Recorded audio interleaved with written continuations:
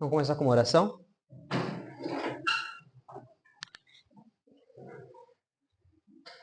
Vinde, Espírito Santo, enchei os corações dos vossos fiéis e acendei neles o fogo do vosso amor.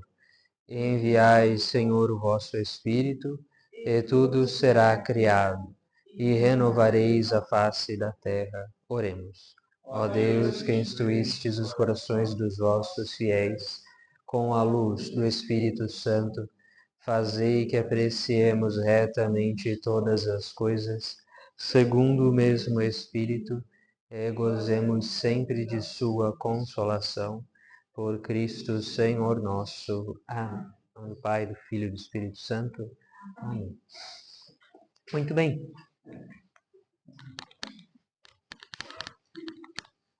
Na última aula, o Luan veio aqui e nos falou um pouco sobre o contexto do Novo Testamento, né? O contexto histórico, político, etc. Até extrapolou um pouco o Novo Testamento, né? Deu tempo de falar de mais curiosidades, assim, de Roma e etc. Foi mais nessa linha.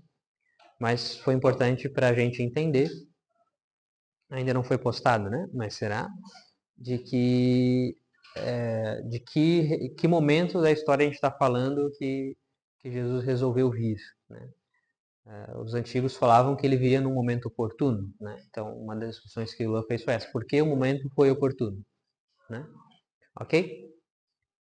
Hoje nós vamos falar do Novo Testamento, propriamente dito. Vamos falar do Novo Testamento enquanto estrutura. Então, estrutura que eu digo dos livros mesmo, né? E cronologia dos acontecimentos, tanto dos acontecimentos entre os livros do Novo Testamento, quanto a cronologia dos acontecimentos da própria vida de Jesus mesmo, né? Beleza? Só para ficar mais claro, assim, essa coisa.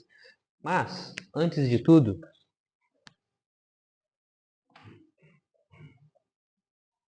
a gente tem que falar sobre o Novo Testamento, propriamente dito, esse nome que em si a gente fala por aí meio que costumeiramente, mas nem sempre a gente tenta entender o que significa Novo Testamento. Essa palavra testamento, ela é no sentido de lei, né? É no sentido de conjunto moral, de orientação, etc. E novo porque tinha um antigo, isso nós sabemos, né? Se nós pegássemos assim uma linha dos livros da Bíblia, esse arco aqui seria mais ou menos em tempo, né? O Antigo Testamento, né? É boa maior parte da Sagrada Escritura. E essa parte aqui seria o Novo Testamento. Nós já vemos que o Antigo Testamento ele vai de Gênesis, né, até Êxodo, até os profetas menores, ou assim, profetas menores. E aqui tem um período de silêncio, que é o silêncio profético, que entram livros apócrifos, né, para algumas tradições, mas o que seria para nós não apócrifos, anônimos, mas a Septuaginta, que a gente chama, né, que é a tradução grega, que a gente já viu também na aula lá de Antigo Testamento, beleza? Aqui nesse ponto, o ponto de mudança é uma pessoa, o que para os judeus era esperado. Eles compreendem que o Novo Testamento viria de uma pessoa, eles falam de um Messias que virá. Então, para eles, essa pessoalidade não é estranha, né? Essa pessoa, agora já acabou. Acabou não, né? Essa tipo aí.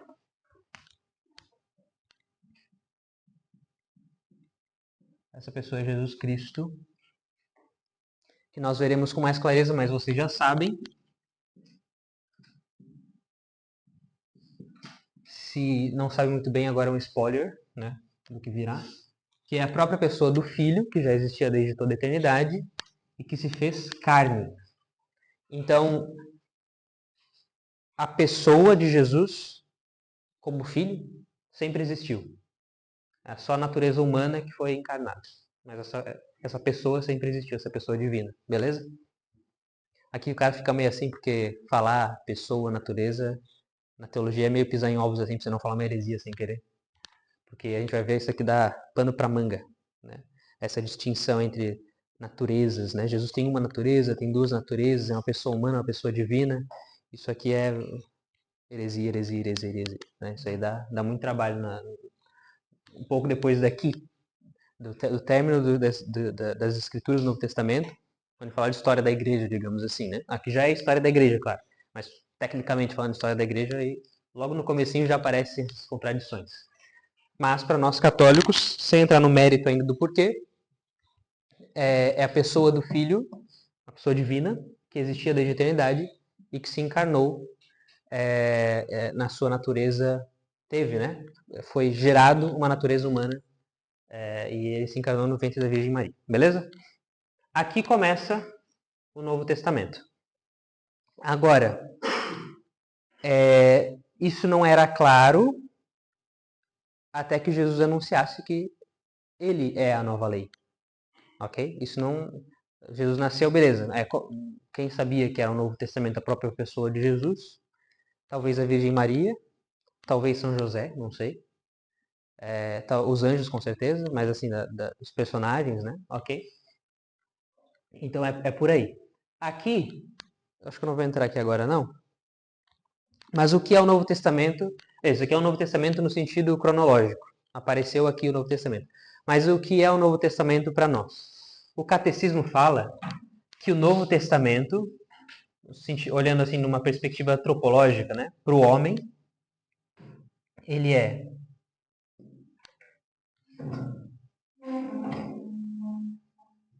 a graça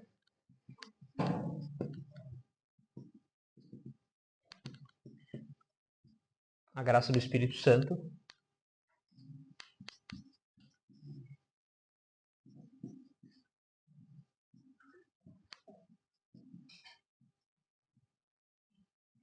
que vem pela fé em Jesus. Isso é muito interessante. Por quê? Existe na Trindade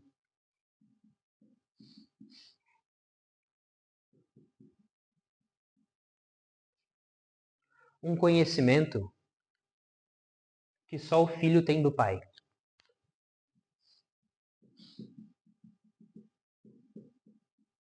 Ninguém conhece o Pai senão o Filho. Não é isso que Jesus fala? Existe um conhecimento próprio do Filho com o Pai. Antes, existia sim uma fé. Essa fé era a fé de Abraão, por exemplo, que inclusive Jesus elogia, né? Os que vos precederam na fé. Existia uma fé de Abraão, que era a fé daquilo que viria. Nós diríamos assim,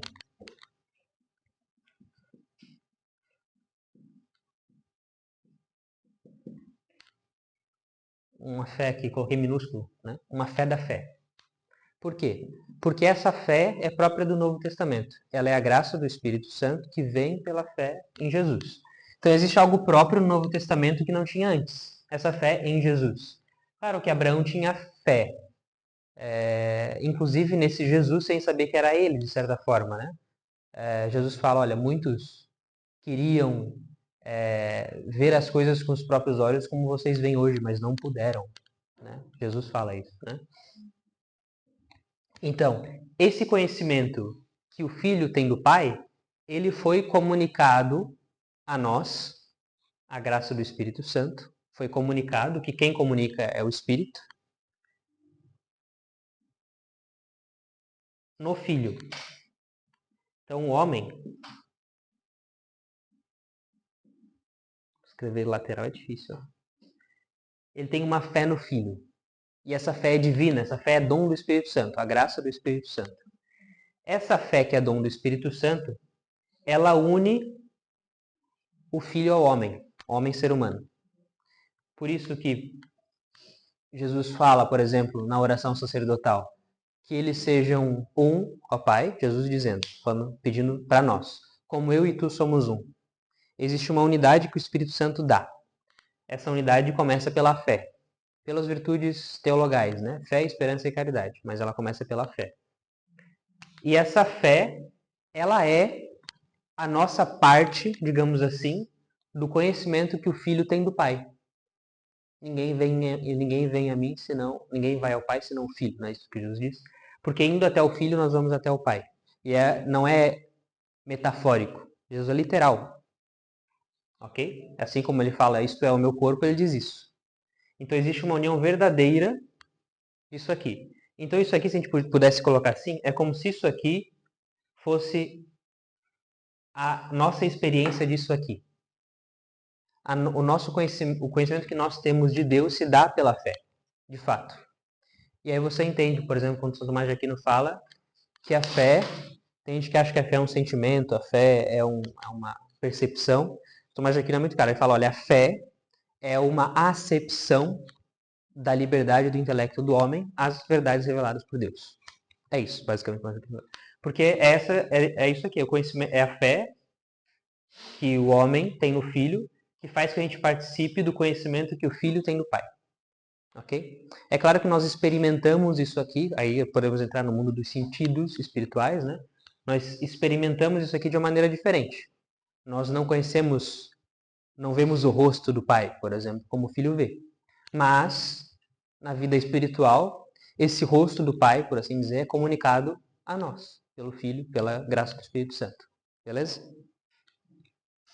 Só para vocês entenderem o que significa a nova aliança. Houve uma mudança real. Não é uma coisa assim, agora nós não sabemos, agora sabemos. É o mesmo tipo de intelecto, é o mesmo tipo de entendimento. Não. Agora nós temos um entendimento unido ao entendimento de Deus. Beleza?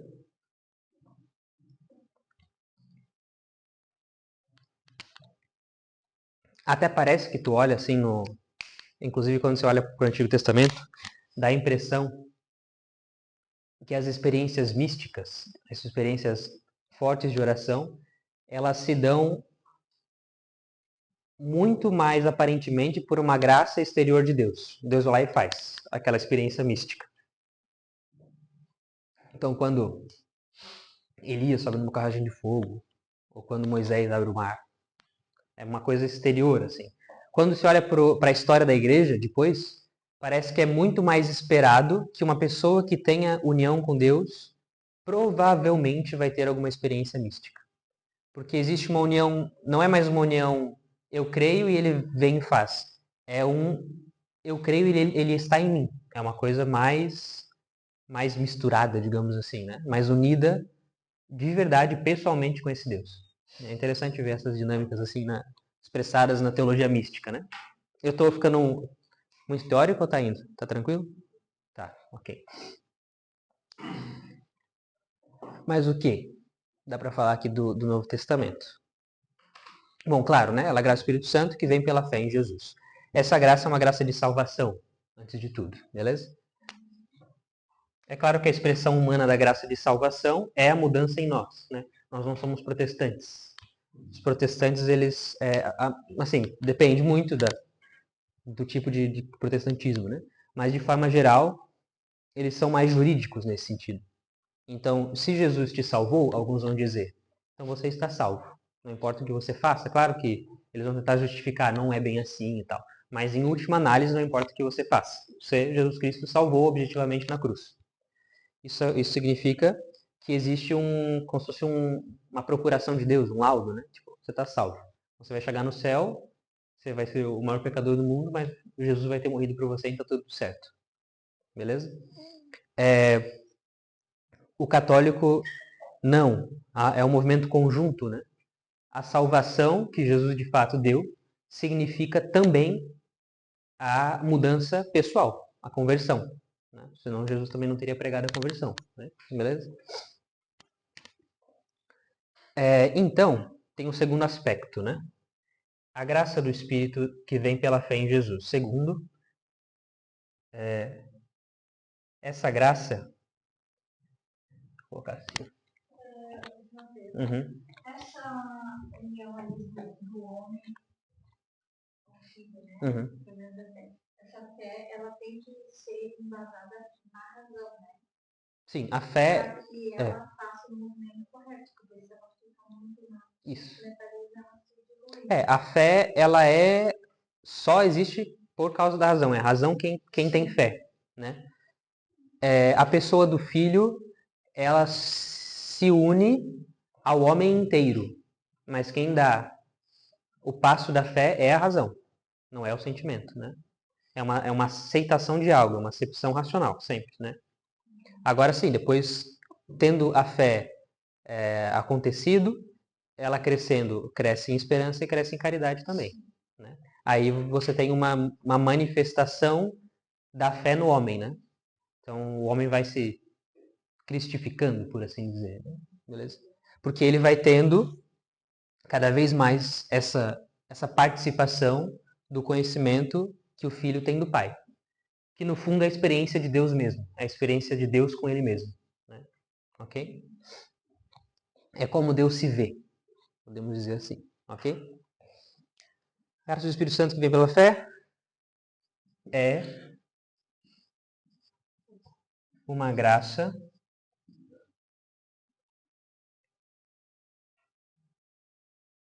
de, vou colocar assim, de conversão. Não lembro muito bem como é que o catecismo diz, mas é nessa linha. É uma graça de conversão. Significa que ela nos convida a algo. Então ela nos dá,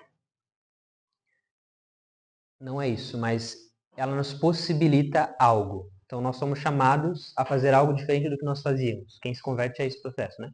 Conversão é metanoia, mudança de mentalidade. Significa isso a palavra conversão. É uma graça de conversão. E 3,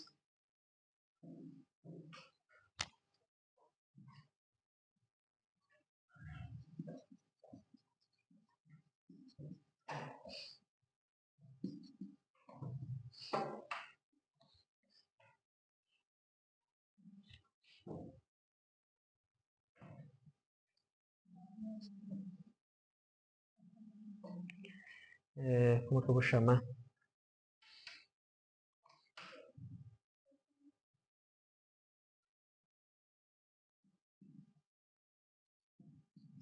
chamar assim.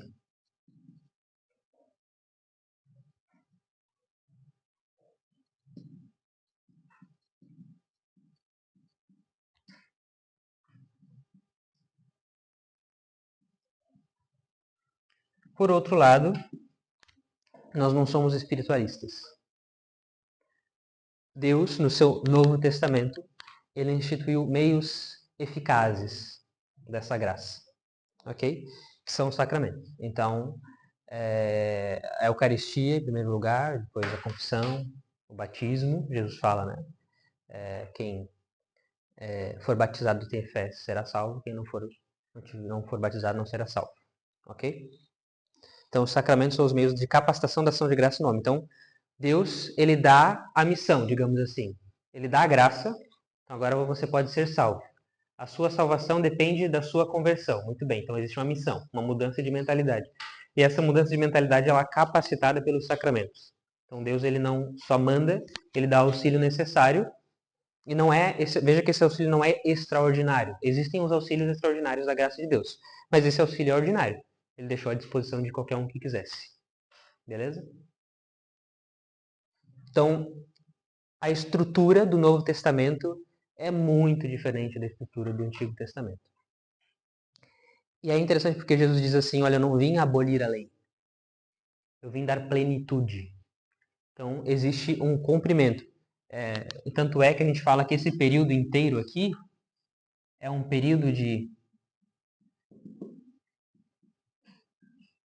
Tem duas palavras, né?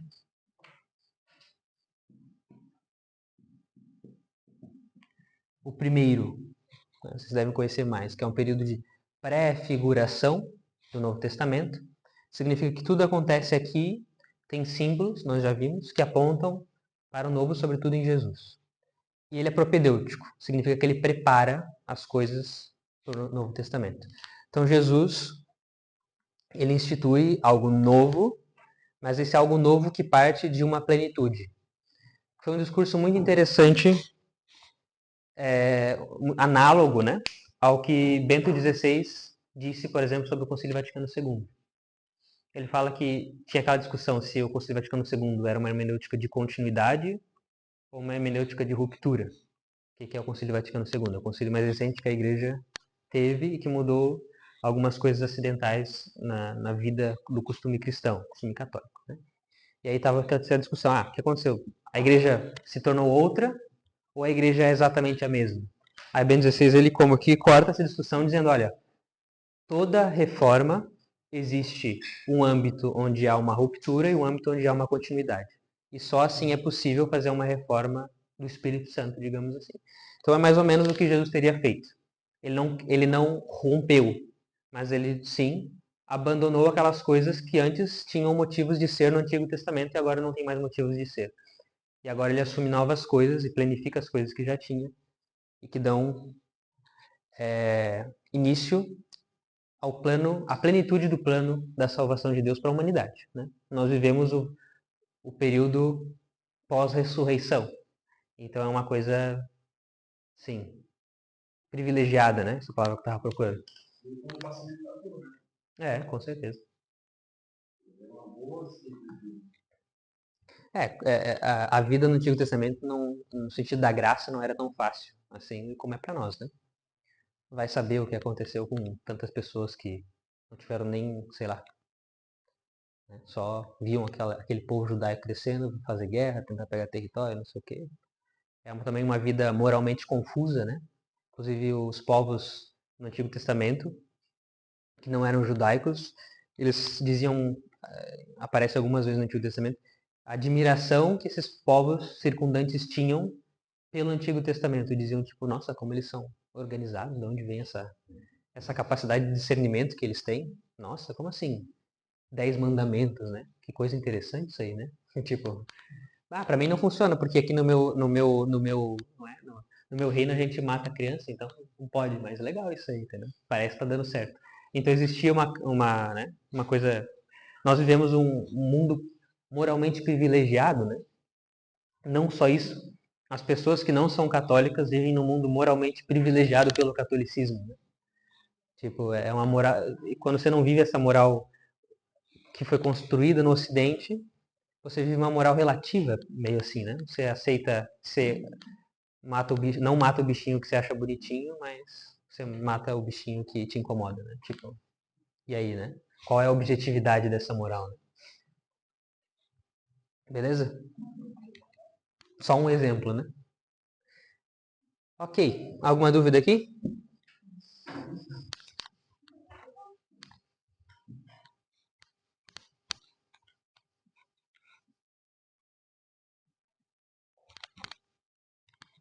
Isso é interessante porque esse sentido de a fé ser uma acepção da verdade revelada por Deus tem uma tradição que fala que no momento do sepultamento de Jesus, Nossa Senhora foi a igreja ali. Foi a única pessoa da igreja naquele momento. Desde que Jesus veio e revelou a sua mensagem, a igreja nunca deixou de existir. Ele mesmo prometeu. Mas em Nossa Senhora, no sepultamento, então, que todo mundo fugiu após a morte de Jesus. Nossa Senhora, tem uma tradição que fala que ela foi a única que manteve a igreja, que não deixou com que a igreja caísse. Por quê? Porque no sábado do sepultamento, ela foi a única que, segundo as escrituras, né, não aparece o nome dela, não teria visitado o seu filho no túmulo. Então, por que uma mãe não visitaria o filho no túmulo? Aí vem uma tradição antiga que diz que ela sabia que Jesus ressuscitaria e ela não fez nem questão de ir até lá, ela ficou esperando em casa mesmo. E tem essa tradição diz até que ela foi a primeira a receber a visita do ressuscitado. Né? Isso é interessante. Mas e o que também cumpre, né? Segundo essa tradição, cumpre aquela assim, já de primeira mão aquela profecia, né? A tua descendência pisará na cabeça da serpente. Ou seja, a promessa de que seria por Nossa Senhora que a igreja não cairia, né? Então, isso também diz muito com a promessa de Fátima, né? Então, no fim, meu imaculado o coração triunfará. Então, essa presença de Nossa Senhora como baluarte, né? Sempre bem frequente na história da igreja. Ok?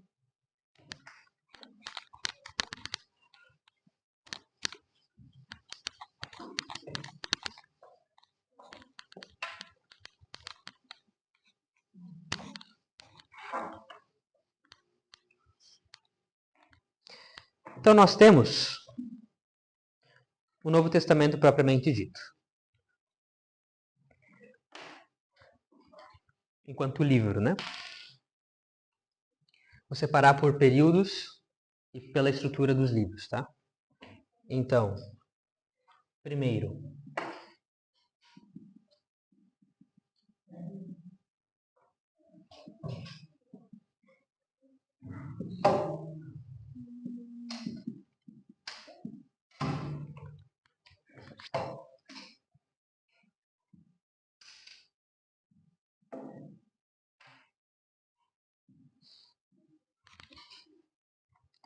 só que eu vou ter que pegar minha colinha.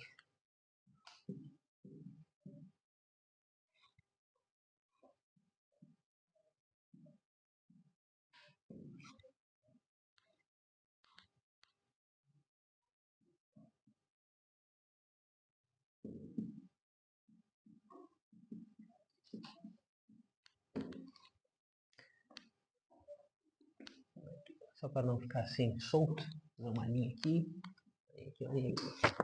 Fechou. Então, o primeiro escrito do Novo Testamento propriamente dito não é naquela estrutura que nós pegamos na Bíblia. Aquela estrutura não está cronológica, aquela estrutura está didática. A estrutura que a gente pega na Bíblia aqui, né? O Antigo Testamento está cronológico, mas o Novo não, ok? Então, antes de tudo vem as primeiras cartas apostólicas. Primeira coisa que aparece é do ano 45 a 55, esse período. Claro que os historiadores nunca vão entrar em um acordo sobre isso aqui, mas é mais ou menos nessa época, né? E significa que isso é pelo menos uns 15, 13, 12 anos depois que Jesus já tinha ressuscitado. Então, não foi, o pessoal falar, qual o livro da Bíblia que Jesus escreveu você acha mais legal, né? É que Jesus não escreveu livro nenhum, né? Tipo, o pessoal fala assim, até ele solta, pô, tá o livro, né? Beleza? Quem escreve são os apóstolos, os discípulos, etc. O Antigo Testamento é a mesma coisa, não foi Deus quem escreveu, né? Claro que inspirados são, né? Mas não foi ele que... Ok? Depois nós temos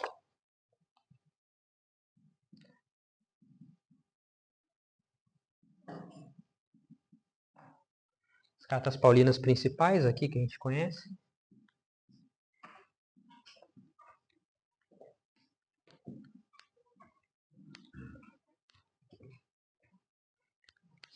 Primeira e segunda Coríntios.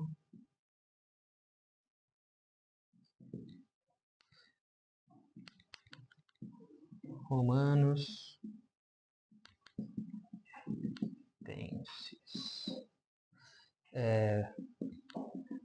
Filemon, sim. Colossenses. E Efésios. Beleza? Então, por exemplo, na carta, isso aqui é importante dizer também, algum contexto, né? Então aqui, por exemplo, nessa época e na carta de Tessalonicenses fica claro o contexto aqui de perseguição. Aqui essa perseguição ainda era uma perseguição social, assim, né? Então o cristianismo era muito jovem, os judeus ficaram meio atiçados com a ideia, os gregos acharam, como é que São Paulo fala? Loucura para os pagãos, né? Esqueci a frase completa, mas então tinha uma estranheza social do cristianismo, então existia uma perseguição muito social, então boicotes. Tipo, esse cara não vai trabalhar aqui junto comigo porque esse cara é cristão, era mais nesse sentido assim, beleza? Depois, você tem a segunda carta de Coríntios,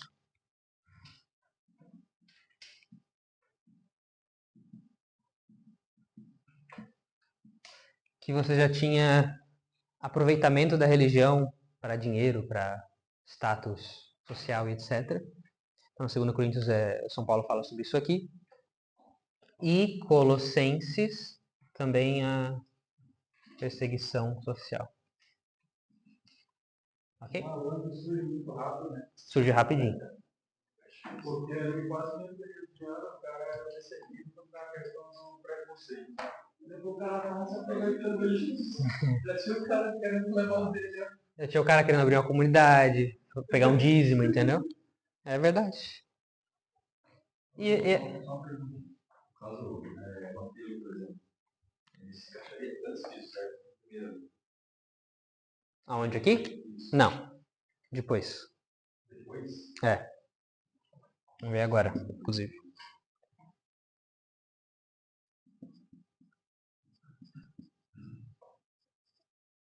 Evangelhos sinóticos. Por que chamados sinóticos? Porque eu vou colocar Atos aqui, já que já está na cronologia. E Atos. Por quê? Porque sinótico significa caminhar juntos, né? Então é no sentido de que os três evangelhos contam a mesma narração bíblica, de ângulos diferentes, mas contam a mesma narração bíblica. Então aqui é 670, sempre. Então aqui você tem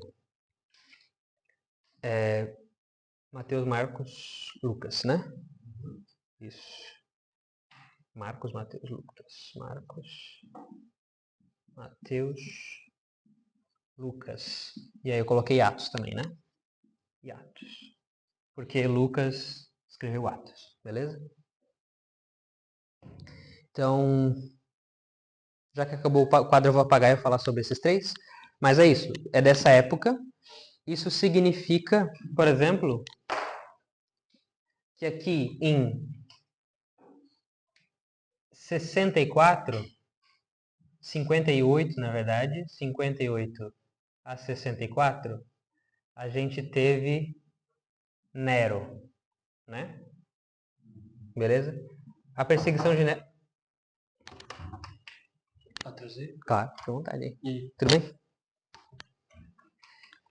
Só que a perseguição de Nero ela se deu nos últimos anos, né? Então não foi todo o reinado de Nero e foi pontual em Roma. O que acontece é que, se eu não me engano, Mateus e Lucas foram escritos antes da perseguição e Marcos depois, ou ao contrário, não vou lembrar de cabeça agora. E Romanos foi depois também. Então Romanos foi antes também, que está ali em 50, devia ser, sei lá, 56 por aí, né? Não tenho uma certeza da história. Então aconteceu que durante a perseguição de Nero propriamente dita, nenhum foi escrito, né? Se escreveu um pouco depois ou um pouco antes. E também, por exemplo, sei lá, Colossenses e Efésios não tinha interesse de falar muito porque não eram comunidades em Roma também. Então era uma coisa bem direcionada. A perseguição de Nero foi num período histórico curto, relativamente curto, foi pontualmente em Roma mesmo, né? Na capital de Roma, na região central de Roma. Então nem as províncias circundantes sofreram muito com isso. Foi mais ali a região por causa do incêndio da biblioteca e etc. Beleza? Então, vamos falar sobre os evangelistas. Atos, bom, vamos falar. Copiaram? Está copiando. Vamos falar. Atos foi conduzida depois do Evangelho de Lucas e foi a tentativa de Lucas dar uma continuidade efetiva para o Evangelho. Porque o Evangelho falava dos ensinamentos de Jesus e etc. E Lucas tentou falar assim, ó, agora, na verdade o pessoal diz que esses dois estão ligados porque eles fazem a ligação Messias, né? Mas vou colocar assim. Eles tentam fazer esse movimento aqui, né? Nesse aqui, Lucas é muito cristológico, então ele fala do ensinamento de Jesus e etc. E Atos tenta autorizar a igreja. Falar o seguinte, esse Cristo deixou essa igreja. Então a continuidade apostólica, tem tudo isso, né? É o evangelho que narra o Pentecostes, que dá o Espírito Santo sobre os apóstolos. E aí tem aquela descrição muito proposital de Lucas e de Deus, de falar de que o Pentecostes fez com que, embora os apóstolos falassem cada um em sua língua, cada um entendia na sua própria. O que é muito interessante porque é o exato oposto da Torre de Babel, né? E a Igreja de Cristo foi, digamos assim, começada na Babilônia. Então tem todo um contexto assim, né? Se a Torre de Babel era a Babilônia que caiu, Agora, então, a nova Babilônia, que é a Babilônia que não divide os povos, mas une. Aqui já começa a catolicidade da igreja, né? Então aqui já é expressada a catolicidade da igreja, a apostolicidade da igreja, a unidade da igreja. Então as notas da igreja começam a aparecer aqui já, né? Una, católica, apostólica, romana, beleza? Então, Paulo tem contato com os apóstolos, certo? Sim, alguns deles. Você contato com Paulo. Luca, Lucas foi discípulo de Paulo, sim. Beleza? Agora não sei se dizer se pontualmente ele teve contato com outro apóstolo. É um dado que eu não, sei dizer não. Beleza? Copiados? Mas ele era discípulo de Paulo, né?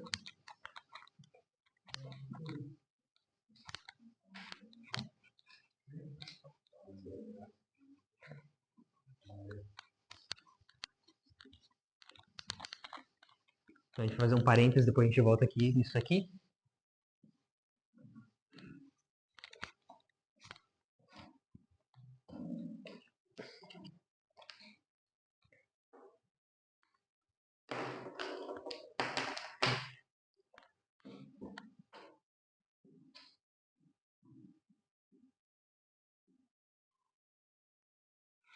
Ok.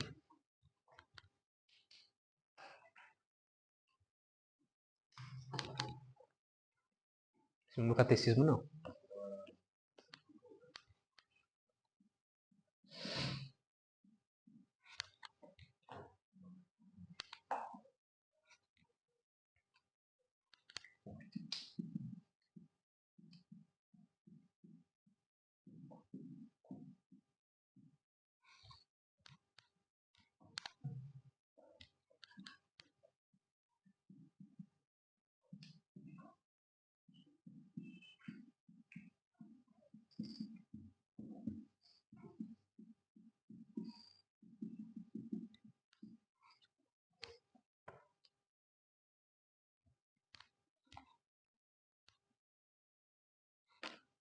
Escrevi certo? Não, escrevi errado.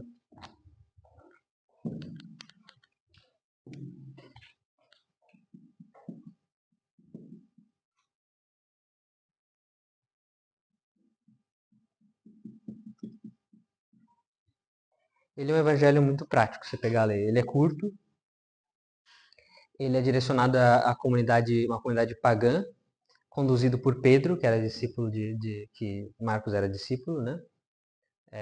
Tanto é que a narração dos acontecimentos é muito mais petrina do que de Marcos. Como se Pedro estivesse dizendo o que Marcos tivesse que escrever. Ou como se ele tivesse sido a testemunha para Marcos, né? Então Marcos chegava e perguntava o que aconteceu. Aí Pedro falava a partir da visão dele. Tem muito Pedro nesse evangelho, né? O que mostra também a personalidade do evangelho. Então parece que Pedro contava para Marcos as coisas muito que Jesus tinha pressa, era movimento, a coisa tinha que acontecer. É nesse evangelho que aparece com bastante ênfase aquele ensinamento de Jesus das túnicas, né? Se tem 2 túnicas, dá uma, não leva contigo mais de um calçado, não leva contigo coisa nas bolsas e não sei o que. Quando chegares na casa, se não te receber, bate o pé e vai para a próxima, entendeu? Então Pedro tinha essa coisa, ó. Para Pedro, Jesus tinha essa coisa de o evangelho está próximo, precisa anunciar. Então Pedro via em Jesus uma pressa, que era de Pedro mesmo, na verdade, né? Mas que ele via em Jesus essa pressa de anunciar, porque eu tenho pouco tempo, meu tempo é curto, o tempo está chegando, entendeu? Então tinha essa coisa.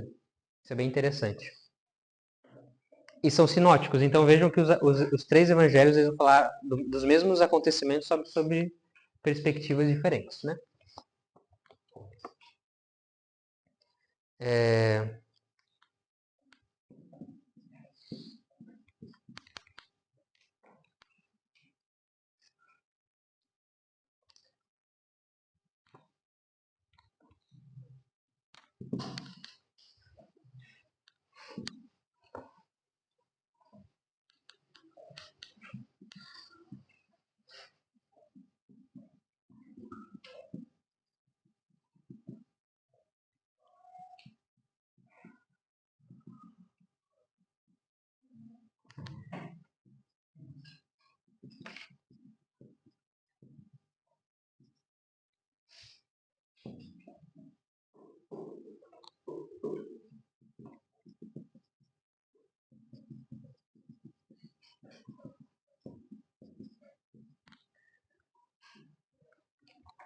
Aí você tem Mateus, que ele fala para uma comunidade judaica, aí sim apóstolo, né?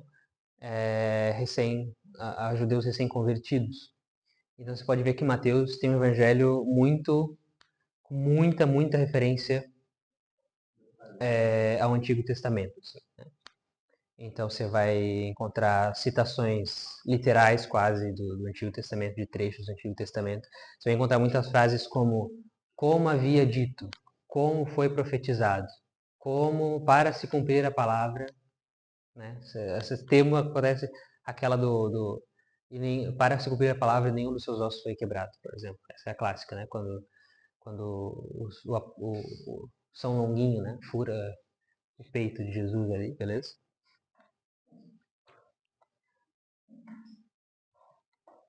Por quê? Porque ele está tentando convencer, mostrar para os judeus que o Messias chegou. Né? Isso era a coisa dele, assim.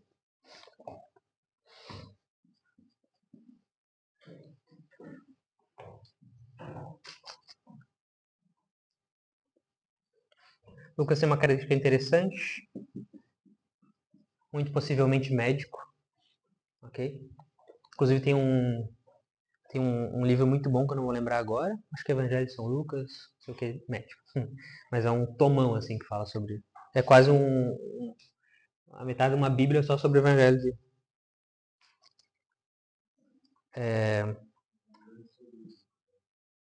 uma coisa assim.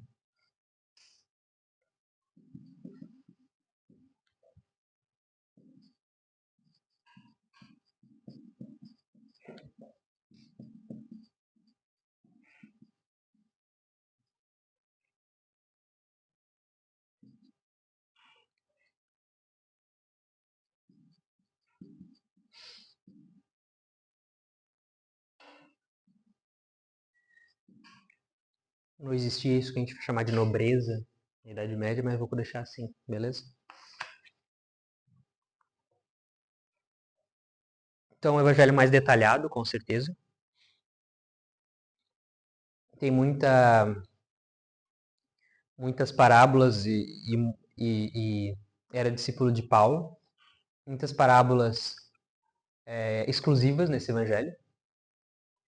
Então, a anunciação, que a gente não se dá conta, mas só tem no evangelho de Lucas. Por isso que eu acho que ele teve contato. Sim, ele com certeza teve contato com Nossa Senhora, né? Isso fica bem claro, assim.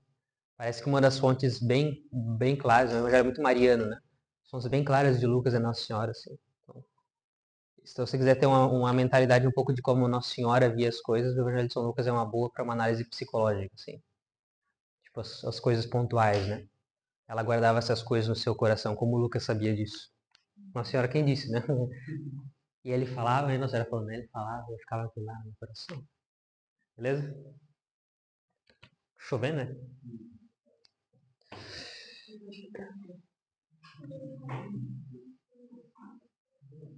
João não é sinótico. João vem depois, mas eu vou falar dele já, tá?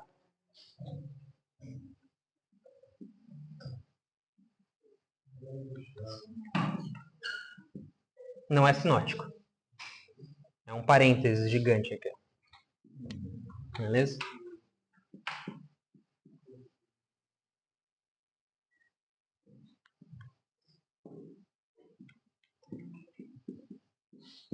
Tá bom? Sinótico não é.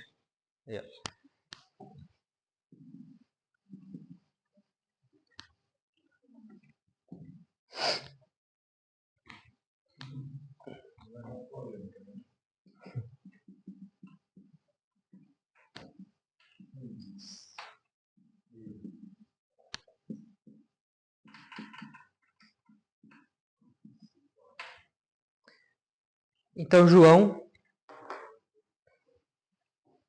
tinha ler o Evangelho de São João você tem essa impressão que efetivamente ele se coloca em situações interessantes assim, né? É quase que uma autodefinição da predileção que Jesus teria por ele, assim, né? Talvez por ser mais jovem, alguns dizem, outros dizem por ter um coração mais aberto, por causa da juventude, etc. mesmo, né? Mas isso aqui é uma seara, não vou entrar nela. e é um evangelho de um cristianismo muito amadurecido.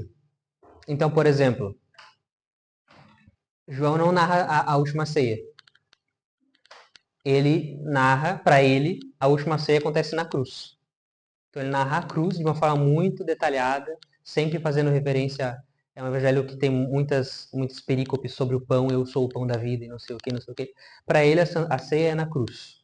Então João tem um cristianismo muito amadurecido do ponto de vista, tanto é que é tardio, né? É depois. João é depois não. Mas ele já tinha uma percepção teológica da coisa. E ele já escreve para comunidades amadurecidas também, justamente por causa do tempo que ele escreveu, que é mais tarde. Então, escrevendo mais tarde, ele já escreve o evangelho para pessoas que viveram mais o cristianismo.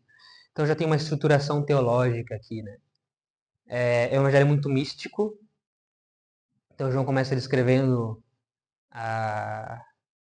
é interessante, ele começa escrevendo toda a narração de Deus, estava com Deus, ele era Deus, etc.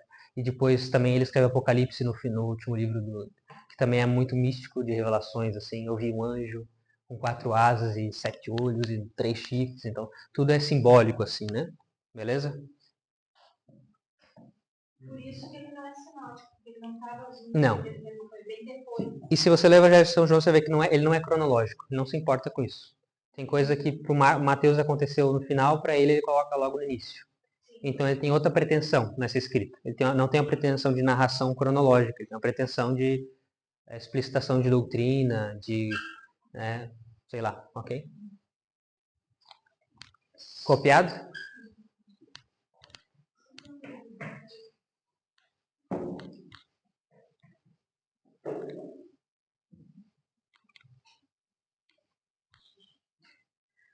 Então aqui, ó, você já tem uma ideia.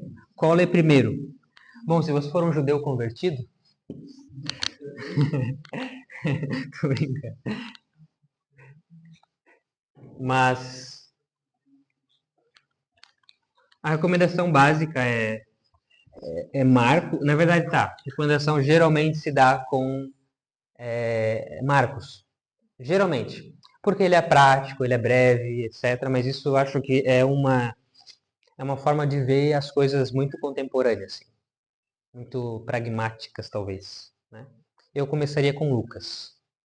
Porque tem muita coisa importante ali, do ponto de vista histórico da vida de Jesus e etc. Né? Beleza? E o João eu colocaria por último mesmo, como geralmente se faz. Né? Porque ele é mais... Ele não tem... Se você ler os 3 evangelhos, você vai entender bonitinho a cronologia da vida de Jesus. Aí depois você não vai se confundir todo com o João, entendeu? Se pegar o João logo de início, embaralha tudo. Beleza? Ok, vamos voltar pra cá então. O que eu tinha escrito lá em cima mesmo, naquele lá? Não, antes. Vamos voltar. Oxi.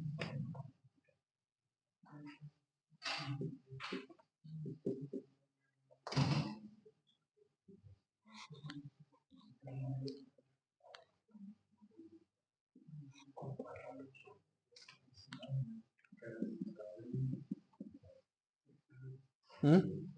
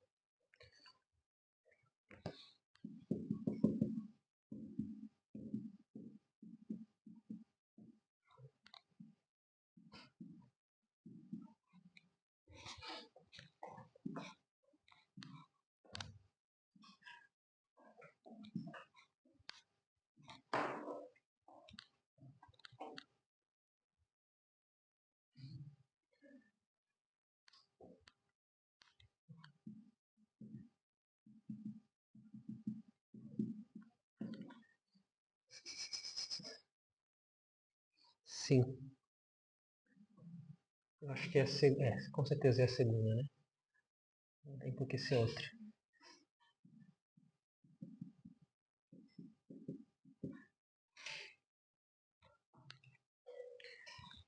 Então a gente tem essas cartas chamadas pastorais, porque elas são de orientação. Então, por exemplo, São Paulo tem 3 fases, né? Tem a primeira fase lá, que são as cartas paulinas, que ele é muito dogmático, digamos assim, a doutrina, é o que tem que ser feito, é a coisa. Depois você tem as cartas de orientação eclesial, né? Que são as outras, as cartas apostólicas, tem aquelas cartas de São Paulo, né? Então, Efésios e etc., que fala sobre como organizar a comunidade, então brigas na comunidade, resolução de brigas da comunidade, etc. Aqui você tem cartas pastorais. Então, por exemplo, São Paulo, na carta de Hebreus, por exemplo, na primeira carta de Timóteo, ele fala sobre o amor de Deus, ele fala sobre nesse sentido. Aqui na segunda carta de Timóteo é a carta do cativeiro, né? Então, quando ele está preso, por isso que é uma carta aqui chamada testamento. Então ele fala, combate o bom combate, via fé, não sei o quê. Aquela coisa, né, que vocês conhecem, beleza? E a primeira carta de Pedro foi num contexto de perseguição também, né? Perseguição social ainda, beleza? Então ele anima a continuar vivendo sua fé, a perseguição, os sofrimentos, ele fala, né? Os sofrimentos servem para a maior glória de Deus, etc. Tem essa dinâmica na primeira carta de São Pedro, tá?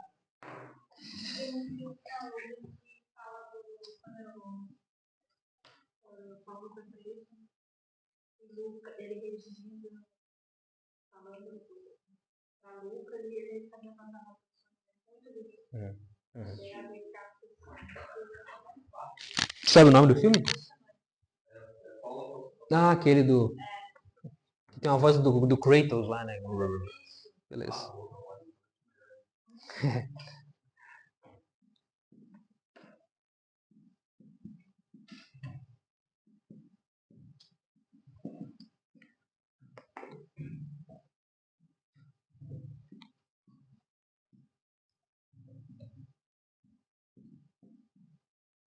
Veja que não é linear, né? Agora foi por ocasião, só porque eu disse. Mas o... por exemplo, aqui vai até 80, mas aqui também compõe 80, né? Então as cartas são dispostas aqui. É que eu tenho que mais ou menos separar o tipo com a data, né? Então eu acabo juntando algumas datas assim, beleza? Tá? Uhum.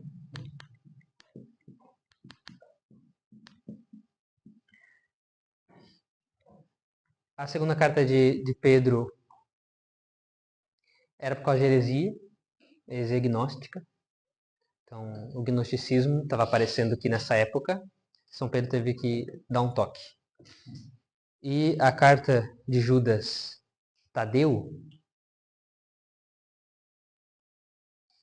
me fugiu o motivo dela agora, mas...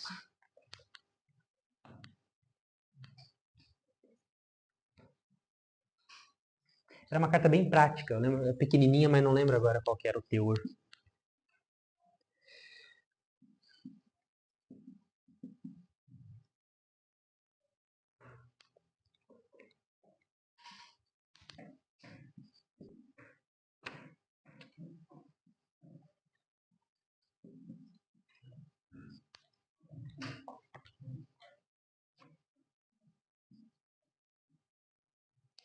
São 3.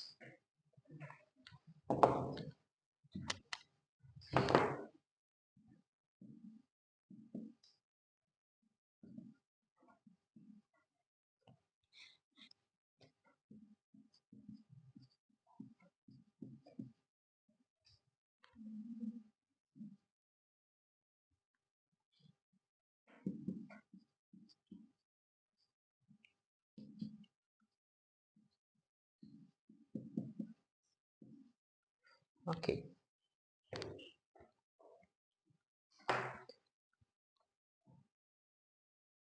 Aí nós temos a primeira, segunda e terceira carta de São João. Temos o evangelho dele e o Apocalipse. No Apocalipse tem aquela discussão se João está dizendo sobre algo que aconteceu, porque ele é muito... essas visões que ele tem, né? Então, até teve teve uma polêmica, uma época, que uma líder Acho que era da igreja adventista, assim, uma dos grandes nomes, assim. Falou que, não lembro que papa, não sei que papa era na época, né? Mas falou que o nome do papa em, em romano, em letras romanas, em algarismos romanos, dava o número da besta, naquela época, lá, o nome daquele papa, né? Então, sei lá, era, sei lá, Pio XI, né? Sei lá, qualquer coisa assim. Ah, dava o número da besta. E aí, ou o nome inteiro dele, não lembro. E aí, o curioso é que mandaram uma carta para ela e falando assim, mostrando assim, olha, se você pegar o seu nome completo, por coincidência, o nome completo dela também dá o número da besta. É engraçado, é complicado, né? Ela podia ter testado com o nome dela primeiro antes de fazer a afirmação, né? Mas, por exemplo, de fato, o nome do imperador romano somado dava o número da besta. E aí alguns intérpretes entenderam que esse 666 que João fala no Apocalipse, esse número da besta, etc., significava as perseguições que os romanos tinham, que os cristãos tinham sofrido com Nero e etc., né? Aí você tem uma interpretação também futurista desses evangelhos, que é complicada, então tentar prever o que vai acontecer a partir do evangelho de Apocalipse, etc., que é muito complicado porque o próprio Jesus falou, olha, vireis do céu luzes e etc., e Jesus ainda diz no final, mas ainda não será a hora, né? Então, assim, Só o pai. só o Pai. Sim, nem como eu perguntar porque o céu se mantém, porque Jesus vai mesmo descer de uma noite no Apocalipse, ou é para ser assim? Então, se ele descer aqui, daqui a pouco vai saber que É. Acho que vai ser um pouco mais complexo que isso, agora não me pergunte como. Será que ele vai aparecer como japonês para japonês e como. Vai saber. Porque Nossa Senhora aparece. A senhora de. Não é? Nossa Senhora de Nagasaki, né? Uma coisa assim. Nossa Senhora de. Não sei, né? Tem a Nossa Senhora lá que é bem. E aí a Nossa Senhora aparece para os japoneses como uma japonesa, né? Nossa Senhora de Guadalupe. Então, vai saber. Ok? Ou ele vai aparecer de outra forma, não sei, não tem como saber. Mas é uma discussão interessante, né? Dá pra colocar tomar uma cervejinha e conversar sobre isso aí. Vai longe, vai. Beleza? Já falamos sobre o Evangelho de São João, né? Posso apagar?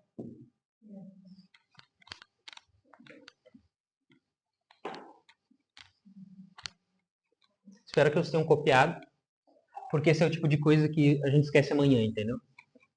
A sequência, etc.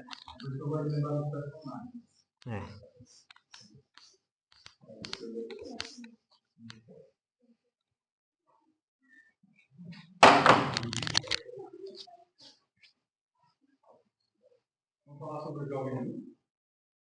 Sobre o quê? Jovem nu? Nu? Marcos? Interessante essa. Narra, acho que aparece até no filme do Christopher Nolan, acho que é, né? Esse é o nome do diretor, alguém sabe? Do filme da Paixão lá. Acho que é, né? Mel Gibson. Quem é Christopher Nolan? Não sei quem é agora. É um ator também, né? Ele é um ator. Ah, é? Ah, tá. Uhum. Ah, tá. Não, mas é o Mel Gibson. É um bom autor também, um bom diretor também. Mas aparece até, se eu não me engano, que quando todo mundo foge, dispersa no Getsemane, quando Jesus é buscado pelas autoridades romanas, uma pessoa tenta fugir e é agarrada pela túnica. E essa túnica sai. E na Evangelho o cara sai nu. É interessante, né? Mas é interessante porque o autor ele não fala o nome, ele fala o discípulo, né? E toda vez que nós sabemos, né? Toda vez que é colocado essa incógnita de quem é porque é você, né? Mas é isso, assim, seria esse discípulo que na verdade é ele, mas que na interpretação é cada um, né? Que diante do sofrimento ali mostrou-se o pecado. E ali é ele de verdade, né? Antes com a túnica ele estava escondido ali e tal, mas na hora do aperto ele mostrou quem é, né? Então é interessante essa percepção, beleza?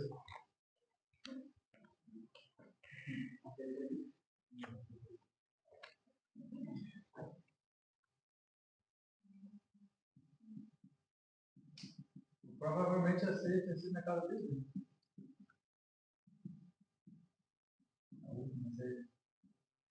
Foi no Getsemane, né? Que era um local... Não, a última ceia tinha sido na casa do Ah, sim. Uhum, sim. Que era bem perto, né, a localidade. Ele foi curioso ali, eu acho. Pode ser. Cronologia da vida de Jesus.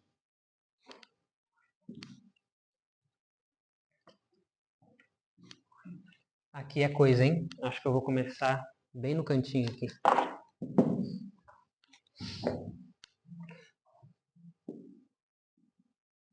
Alguns vão ficar óbvios, nem tanto, né? Outros nem tanto.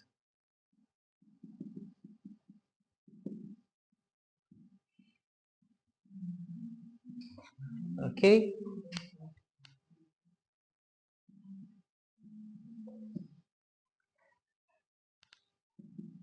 Assim, eu não vou colocar onde... Só vou colocar o início do versículo, assim, beleza? Sempre vai ter seguintes. Beleza? Então, Anunciação de Maria não é necessariamente o primeiro acontecimento do Evangelho, mas é o primeiro acontecimento da vida de Jesus, beleza?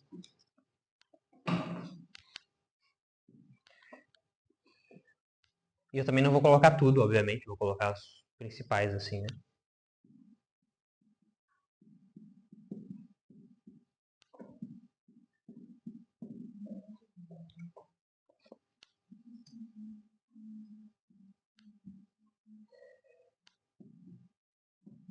Esse nós vamos ler. Lucas 2, 1, 7.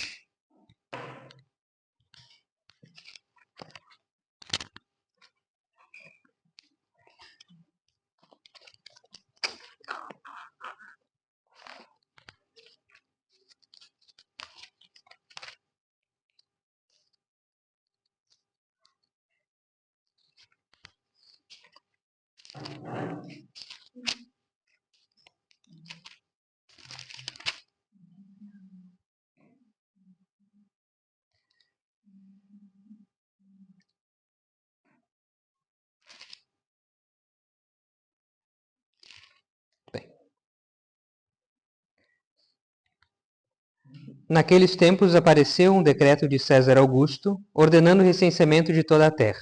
Esse recenseamento foi feito antes do governo de Quirino da Síria.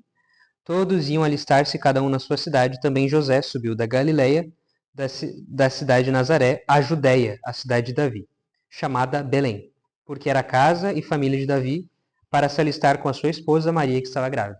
Então todo mundo se alistava se apresentava no lugar do seu descendente direto.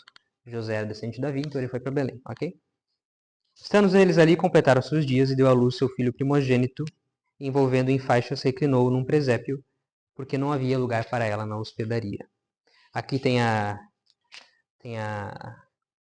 discussão do filho primogênito, né? Que também é uma discussão no meio bíblico, não católico assim, mas entre denominações falaram que Jesus teria tido mais irmãos porque a palavra usada é primogênito. E a resposta que você pode dar é simples, olha, depende de se tem irmãos ou não, se o primeiro filho sempre vai ser primogênito, né? Então uma coisa não significa outra, né? É uma dedução que você está fazendo, mas não significa, né? Beleza? Então, ok? Sim. Beleza?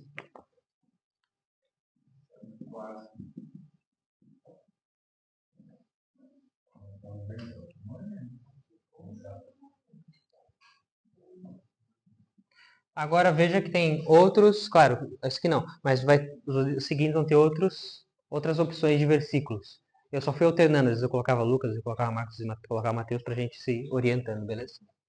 Às vezes eu colocava João, não é cronológico, mas às vezes João é mais bonito, né? Aí eu coloquei também.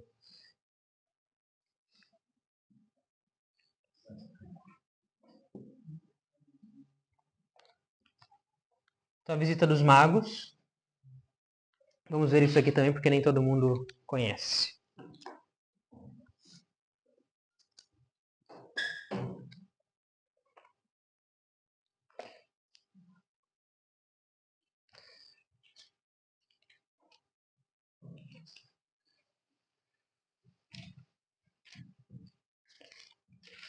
2, 1, 15.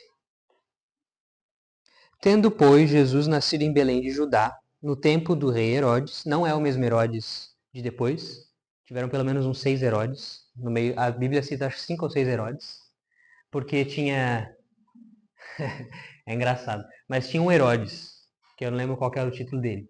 Aí ele teve 4 filhos, que ele colocou Herodes tal. Herodes tal, Herodes tal, Herodes tal, Herodes tal.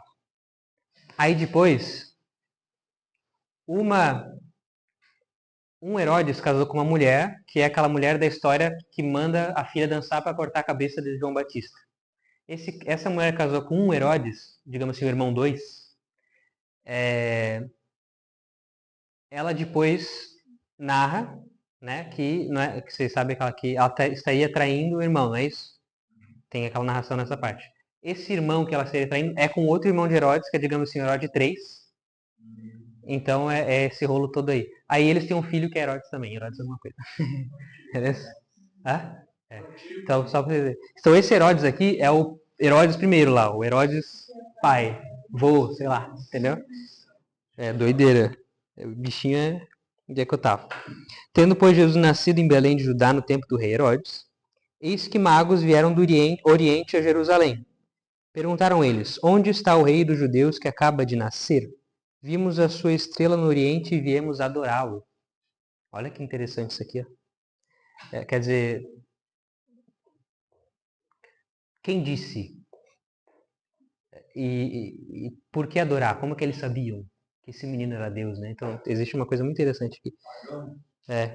A essa notícia, o rei Herodes ficou perturbado e toda Jerusalém com ele, porque o menino se dizia rei, né? Não se dizia, mas diziam que era. Convocou os príncipes dos sacerdotes e escribas do povo, blá blá blá. Disseram-lhe: onde o Cristo vai nascer? Perguntou para os escribas. E eles disseram: em Belém, na Judéia, porque assim foi escrito: E tu, Belém, terra de Judá, não és de modo algum menor entre as cidades de Judá, porque de ti sairá o chefe que governará Israel, meu povo. Malaquias. Então, veja que isso mostra também, depois vai mostrar, a dureza de coração dos escribas da época de Jesus adulto. Porque eles teriam como saber que viria de Belém. Entretanto, chegaram até a perguntar para Jesus, né? A perguntar para o discípulo, algo bom pode vir de Belém, né? Então existia... Né? Aí, ok? Aí lá no versículo 9. E eis que a estrela que tinham visto no Oriente foi precedendo até chegar sobre o lugar onde estava o menino, e ali parou. A aparição daquela estrela os encheu de profunda alegria. Entrando na casa, acharam o menino com Maria, sua mãe. Prostrando-se diante dele, o adoraram. Depois, abrindo seus tesouros, ofereceram-lhe como presentes ouro, incenso e mirra. Avisados em sonhos de não tornarem Herodes, voltaram para sua terra por outro caminho. Por isso que eu não gosto daquele discurso de que Maria foi como que descobrindo que aquele filho era Deus. Porque aí você está dizendo que, claro, pode ter acontecido, pode. Mas você está dizendo que Deus permitiu que 3 pagãos adorassem ele antes da sua própria mãe. Né? Então, se Deus preferiu Maria tanto ao ponto de querer ela como mãe, por que ele não preferia também a adoração dela? Então, isso é claro, é sempre elucubrando, assim, né? Não tem como ter certeza, porque não tem certeza disso mesmo. Mas eu prefiro pensar que faz mais sentido que Maria tinha, assim, consciência pelo menos suficiente do que estava acontecendo. Né? E a pessoa que fala isso, ela nega a tradição. Exato. Tu tem que dizer, né? Tu tem que ir para outras linhas, tipo, se ela sabia que era um anjo, né? Tudo isso. Se ela sabia, tudo bem, né? Um anjo aparece na sua frente e pede uma coisa, tá, né? Mas, mas mesmo assim, eu acho que isso aqui é uma boa linha para se pensar nessa ideia de que acho que sim, Maria tinha uma consciência mais clara do que era aquele plano de Deus, etc. Né? Beleza? Se a gente for discutir cada ponto, ele fica aqui para sempre.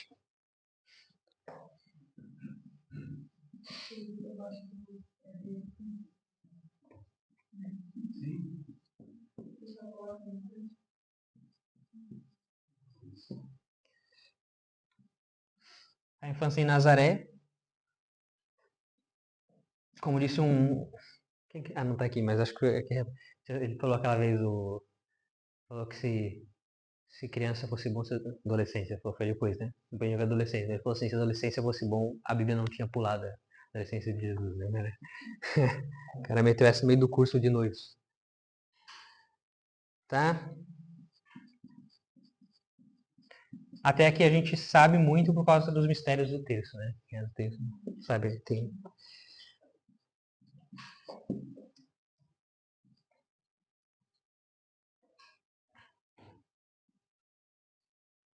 Não acha que evangélico sabe isso aqui facinho, não, tá?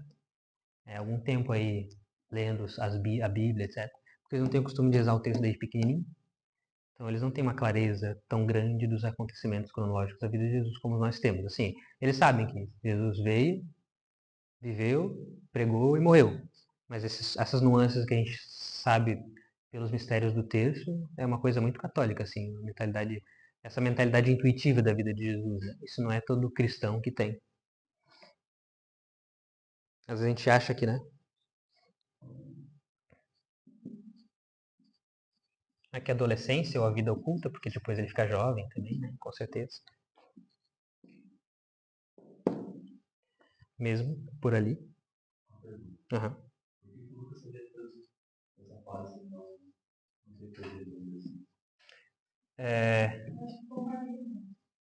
Isso. Porque tudo indica que a fonte primária para os escritos dele foi Nossa Senhora. Né? Por vários motivos. Fisicamente. Perguntar para Nossa Senhora como é que foi e tal. E aí Nossa Senhora, como uma boa mãe, vai narrar muito como é que foi a gestação, não sei o que, coisa. Encantada falando, né? Meu filho. De quem, né? Meu filho e meu Deus. Ok?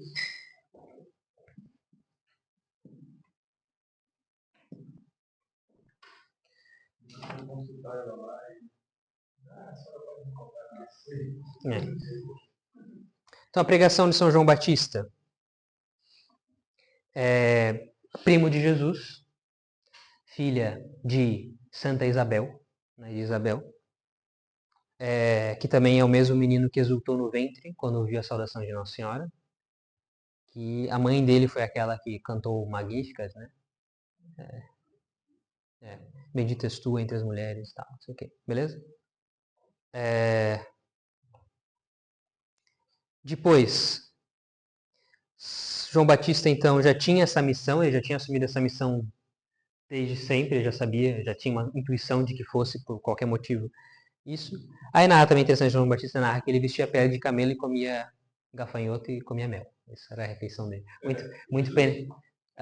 Não, João Batista. Também ele era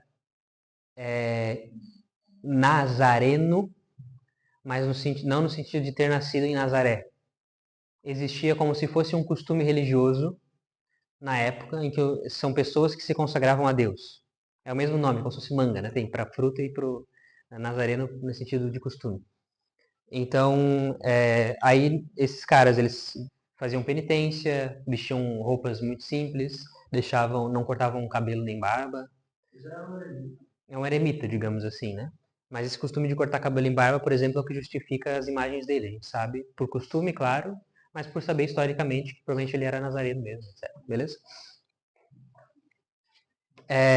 Ele tinha muito claro também de que ele pregava aquele que viria. Ele falou, olha, eu batizo com água, mas virá aquele que eu não sou digno nem sequer de desatar as amarras da sandália, né? O cadastro da sandália.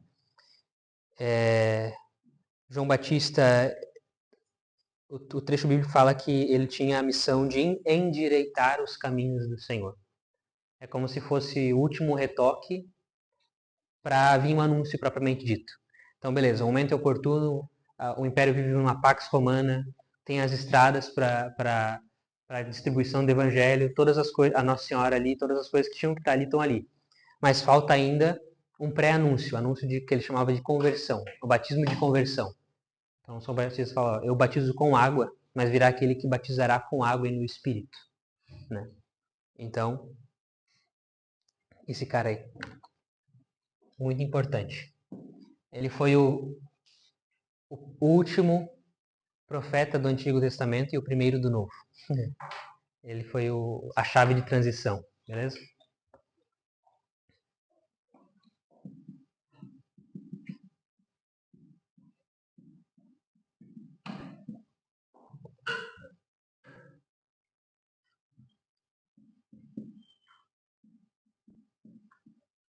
Batismo de Jesus. João Batista fica meio assim, por que eu tenho que te batizar, né? É tu quem devia estar me batizando. E aí Jesus fala, eu faço isso para cumprir a lei. Então, era necessário, né? Então, é aquilo que Jesus diz, eu não vim para abolir, mas dar plenitude. Né? Então, ele assume toda a lei e eleva ela, beleza? Isso vai ficar claro no sepultamento também.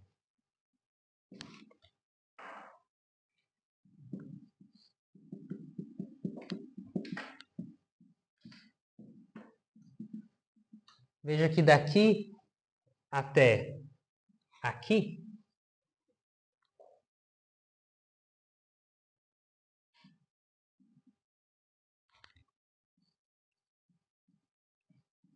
é o período de 0 a 30 anos de Jesus, digamos assim.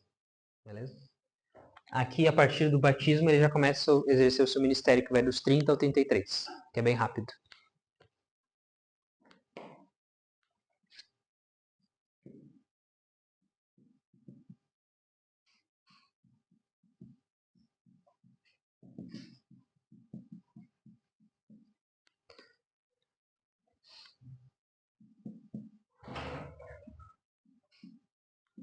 Tá calor, é? Ah, não. Tá fechando. Primeiros discípulos. Então, depois da tentação no deserto, em que Jesus redime aquele problema que a gente já viu também, das libídines, né? Do ver, do poder, do etc, ok? E aí ele vai... Então, tentação do deserto, eu esqueci de colocar aqui onde é que era, né? Ok. Aí os primeiros discípulos, então vocês conhecem aquela passagem de que ele chega no mar, Pedro está pescando, aí ele prega, pede o barco emprestado, não sei o quê. Aí ele vai lá e pesca. Eu já pesquei a noite inteira, tal, beleza. Então, jogue redes em águas mais profundas. E aí, a multiplicação multiplicação não, milagre dos peixes, né? Beleza?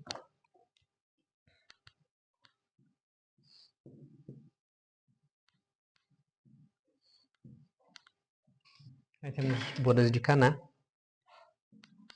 João 2.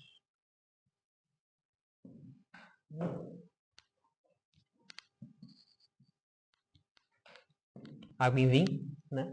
Para quem não conhece pelo nome bodas de Caná, bodas são as festas, né? As festas de casamento em Caná da Galileia. Então aqui é quando Jesus transforma água em vinho.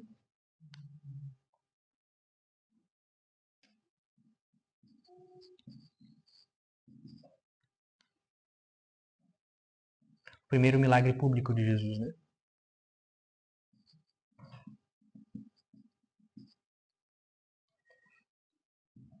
Então eu já estava na Galileia, fui pregar, ok? Acho que eu vou até o 15, daí eu...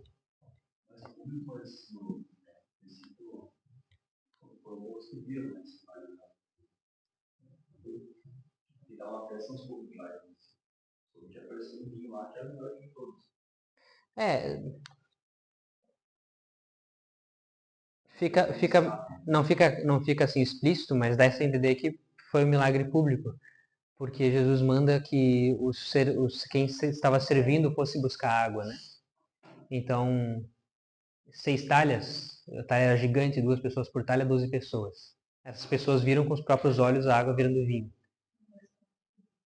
E aí, com certeza, saíram falando ainda, esse cara aqui, mandou a gente pegar água, né? Aquela coisa. Já.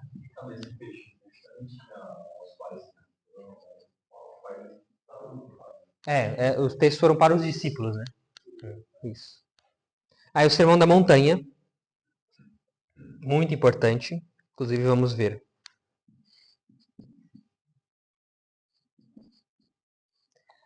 O catecismo fala que a expressão moral máxima do Novo Testamento, isso é, da vida, da graça que o Espírito Santo nos dá pela fé em Jesus Cristo, está no Sermão da Montanha. Ali está o código de direito canônico primitivo, assim, digamos, né? Ok? Que é, vamos lá? Se quiserem pegar aí, Mateus 5.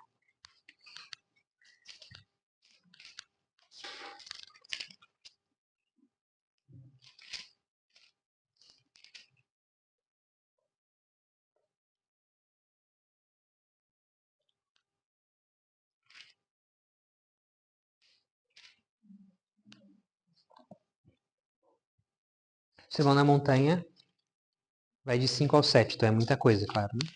A gente vai ler as bem-aventuranças, depois a gente vai passar um pouquinho por cima dos tópicos, beleza? Pegar aí, capítulo 5, versículo 1. Vendo aquelas multidões, Jesus subiu a montanha, sentou-se e seus discípulos aproximaram-se dele. Então abriu a boca e lhes ensinava, dizendo: Bem-aventurados os que têm um coração de pobre, porque deles é o reino dos céus. Bem-aventurados os que choram, porque serão consolados. Bem-aventurados os mansos, porque possuirão a terra. Bem-aventurados os que têm fome e sede de justiça, porque serão saciados. Bem-aventurados os misericordiosos, porque alcançarão misericórdia. Bem-aventurados os puros de coração, porque verão a Deus. Bem-aventurados os pacíficos, porque serão chamados filhos de Deus. Bem-aventurados os que são perseguidos por causa da justiça, porque deles é o reino dos céus. Bem-aventurados sereis quando vos caluniarem, quando vos perseguirem e disserem falsamente todo mal contra vós por causa de mim. Alegrai-vos e exultai, porque será grande a vossa recompensa nos céus, pois assim perseguiram os profetas que vieram antes de vós. Aí depois o sal da terra e a luz do mundo, né? Vós sois sal da terra e luz do mundo, não se acende uma luminária para colocar debaixo da estante, mas a coloca para iluminar a casa inteira, etc. Ok? Depois as boas obras. Então não saiba o que é não saiba vossa mão direita que fez não saiba vossa mão esquerda que fez vossa mão direita. Depois fala sobre o jejum, né? Então não fazei como os fariseus que fazem cara de tristes quando estão em jejum, tocam a trombeta, etc. Então tem a série, depois o Pai Nosso, com certeza. E por último, quase ele fala da porta estreita, né? Então ainda ele dá uma apertadinha assim, beleza? Ou seja, muito sério, né? Então viver o Sermão da Montanha é um trabalho para a vida inteira, assim. Se tivesse um momento que você pudesse ler assim toda semana, separar assim, são 5, né? 5, 6, 7. Você lê a cada 3, 4 dias, o negócio Sermão da Montanha é uma ótima, assim, pra clarear a mente, beleza? Ah, não sei com que rezar. Pega o Sermão da Montanha.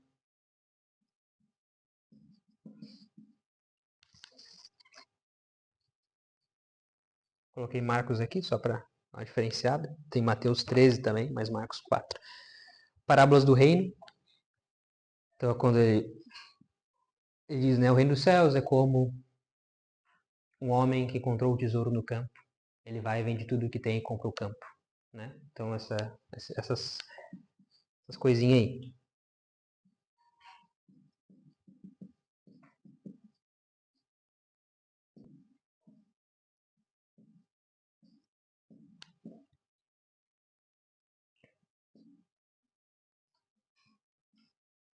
Aqui tem um salto. A gente vai ver esse salto daqui a pouco. Beleza? De 4 para 14 são 10 capítulos. Tá.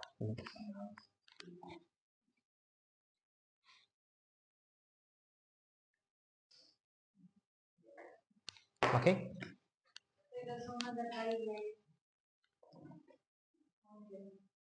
Aonde?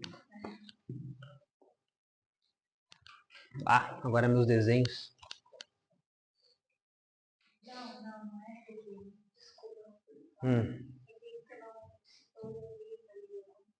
Ah, É Mateus, com certeza. Agora só faltou aonde mesmo. Bem visto. É... Eu coloquei Marcos, olha que engraçado. Tá bom, vou deixar Marcos aí, então. É aqui onde o Marcos começa.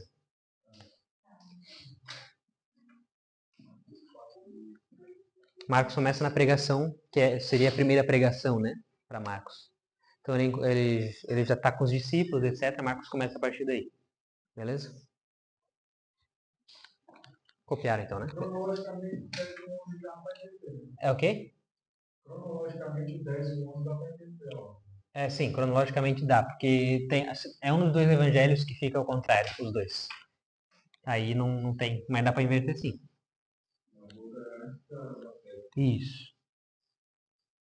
É que nem aquela discussão do Sermão da Montanha também, né? Porque não sei se para Lucas, não vou saber dizer de cabeça, mas para um evangelista era um monte e para outro era tipo um campo, entendeu? E aí tem toda uma discussão de como interpretar essas diferenças tal, né? Alguns vão numa linha mais de tentar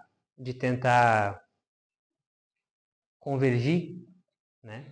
Então, porque dizem lá, porque tal apóstolo ele estava em cima do monte, estava no relevo. Para outro estava embaixo.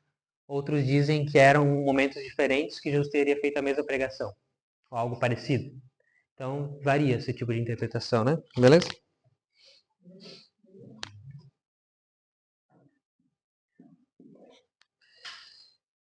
Tá?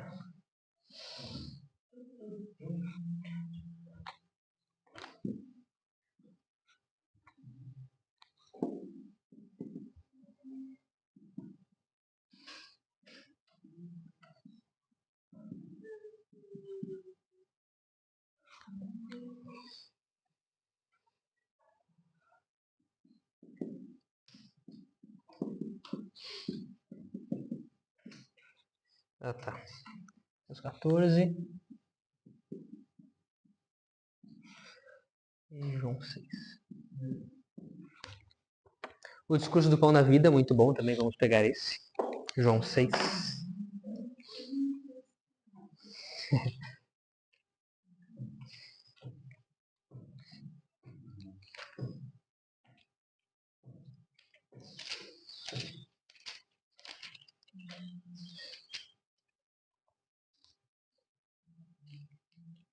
Que 22, mas 22 é mesmo? Uhum.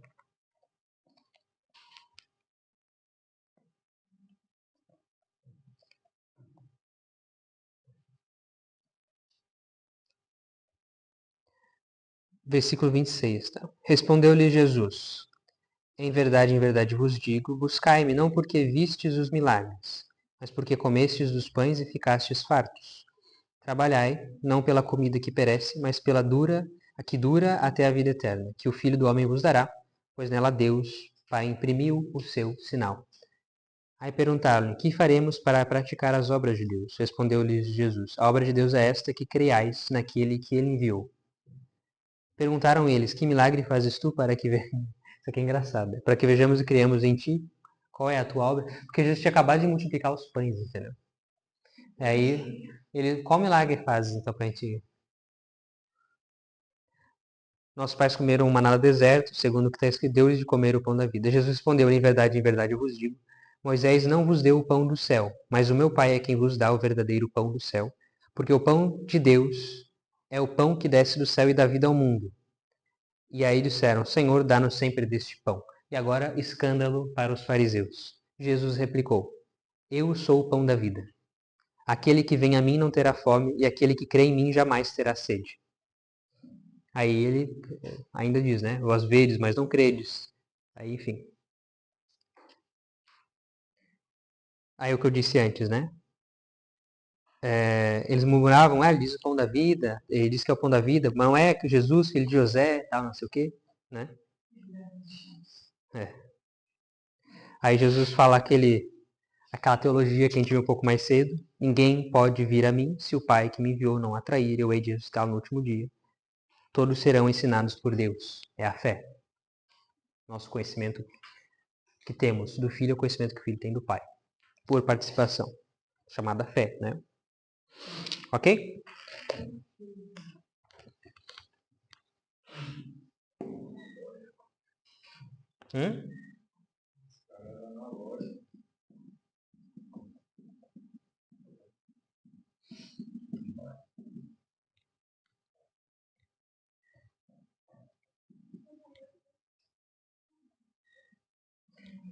Daquele 30 que a gente viu, aqui a gente já está chegando no 33. Ok? O discurso do pão da vida. E Jesus começa a apertar o discurso aqui. Ele começa a ser mais claro. Beleza? Antes o discurso era sobre o que você faz. Muito assim, né? Então, bem-aventurados os pobres. Okay? Agora ele está dizendo, olha, eu sou o pão da vida. Depois ele vai falar, eu serei, o Filho do Homem será levado, morto, mas depois ressuscitará. Beleza? Então ele vai apertando o diálogo aqui.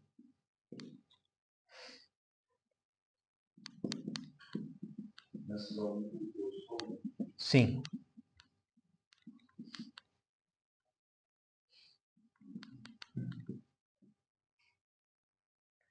Transfiguração.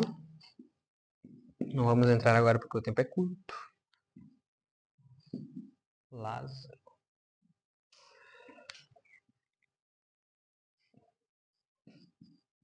11.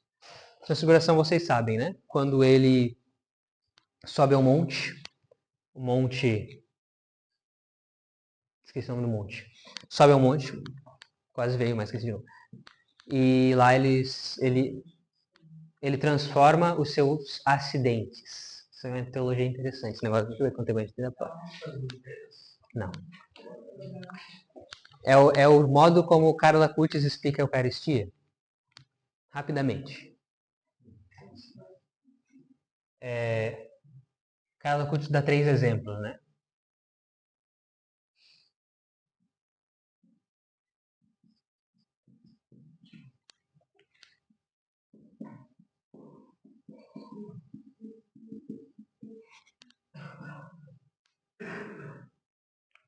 Não sei nem como é que eu vou fazer isso aqui.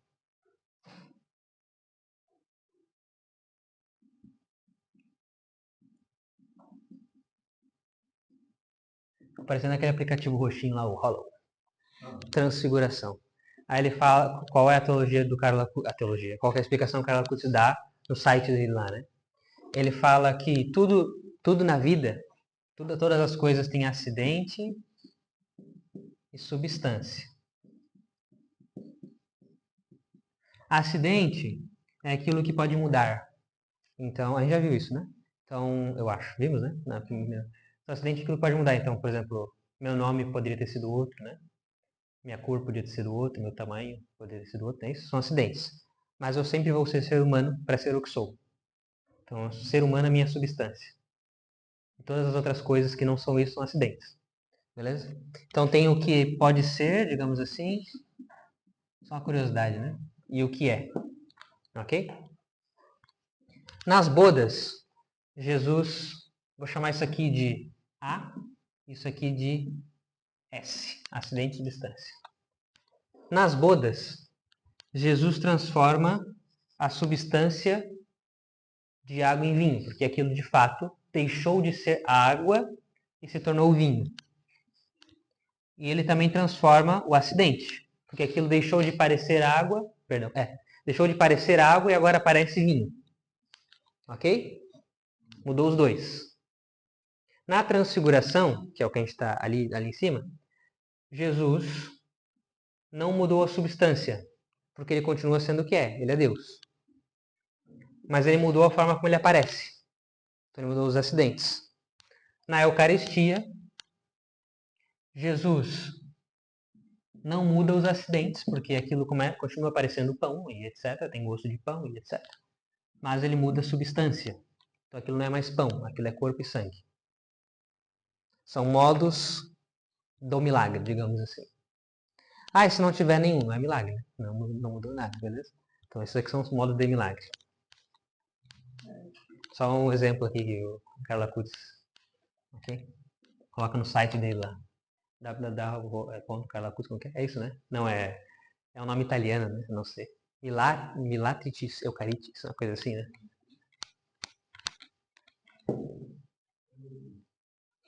Lá, site do Carla Kutz, é bem legal.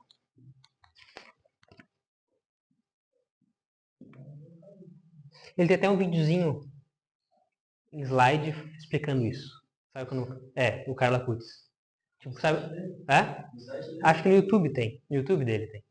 E aí mudava, assim, Tipo, sabe aquele slide animado? Que chovendo um negocinho? Engraçado. Engraçado. O cara é santo, ó. É? Ah, isso aí na época o cara era, pô.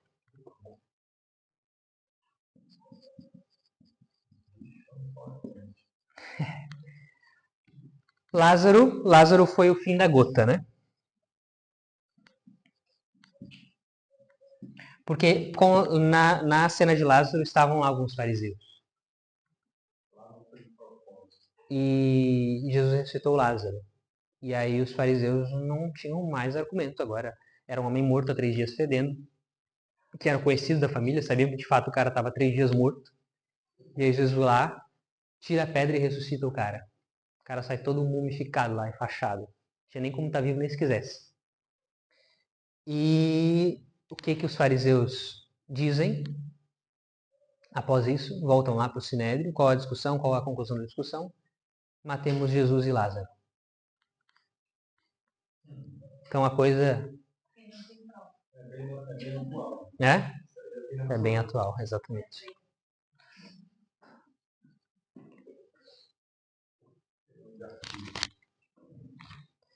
E de fato,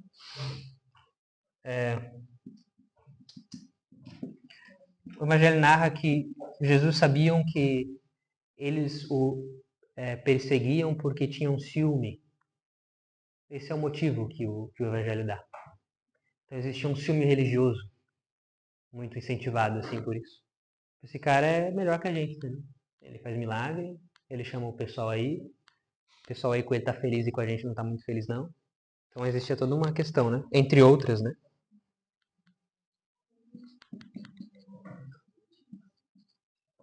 O que é?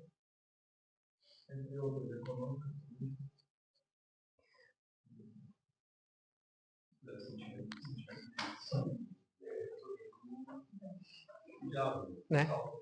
É o mesmo problema de Lúcifer, né? Mesmíssimo.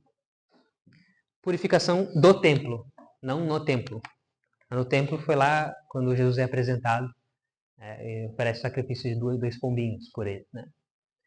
2 pombinhos, porque ele é o cordeiro. Precisa de cordeiros ser oferecidos, né? Mas aqui a purificação do templo é quando Jesus sai na chicotada. Então Jesus está apertando o laço mesmo. Então ele ressuscitou Lázaro, entrou no templo em Jerusalém, sendo saudado em cima de um burrinho. O pessoal jogava o nosso domingo de Ramos, né? E Jesus então sai na chicotada com o pessoal, derruba barraquinha, não sei o quê. Né?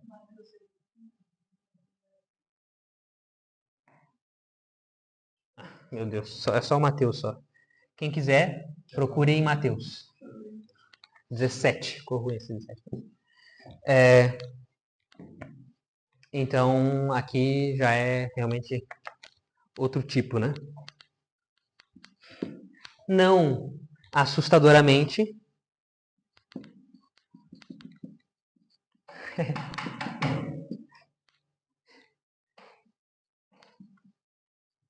Quem diria, né? Que seria a última janta. Então a gente tem a última ceia, que tem aquela história que Jesus fala, entrem na cidade. Jesus já estava fora da cidade. Ele já não podia chegar perto, porque se achassem ele, iam matar ali mesmo. Então Jesus está fora da cidade. Ele diz, entrem na cidade, verão um homem assim assado com um burrinho, vocês pegarão o burrinho, e ele falar, por que estão pegando meu burrinho? Aí vocês vão dizer, é para o Senhor. Aí ele vai deixar. E foi exatamente o que aconteceu. Os discípulos entraram na cidade e encontraram um homem.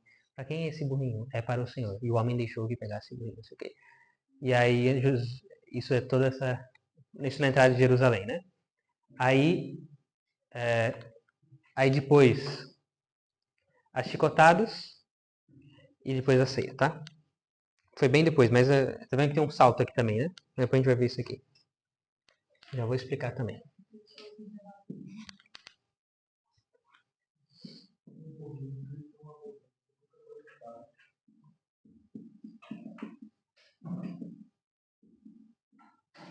A agonia do Getsemane, ou o Jardim das Oliveiras, é a mesma coisa.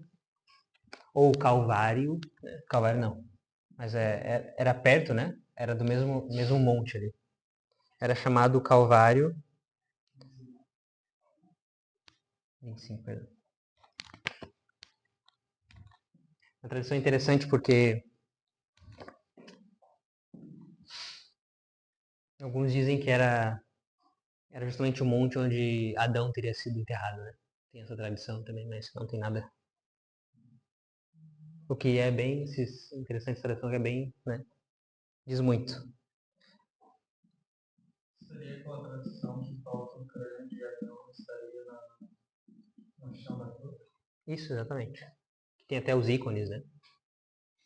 Perdão. Getsemane. Tá, isso aqui, ó. É 26. 26, tá?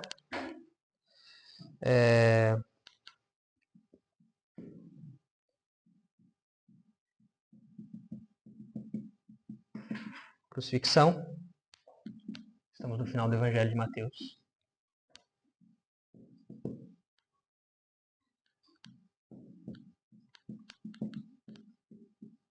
Sepultamento, capítulo 27 ainda.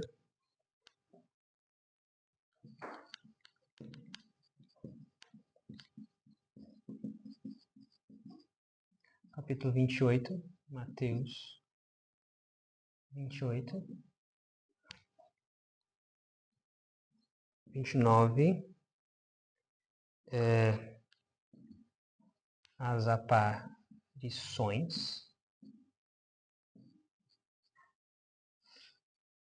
Muito narradas por Lucas, mais um motivo para acreditar que Nossa Senhora conhecia bem isso aqui.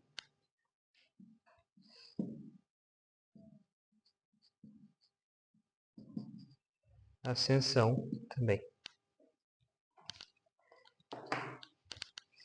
Ok.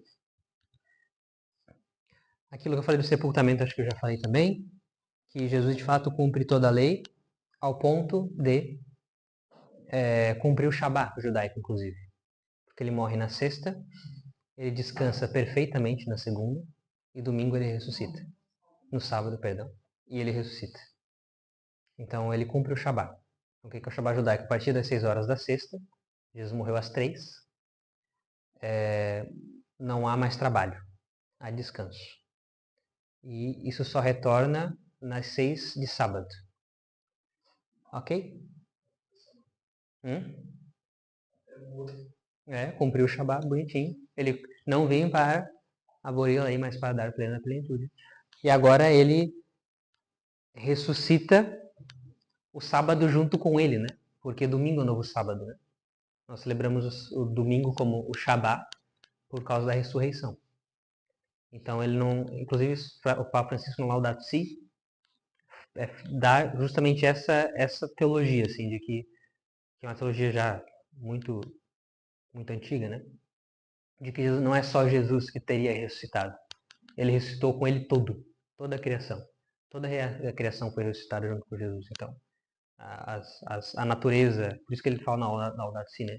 A natureza, etc., tudo isso recebe uma dignidade que vem da ressurreição de Jesus, né? É uma coisa diferente. Querem uma foto aí, né?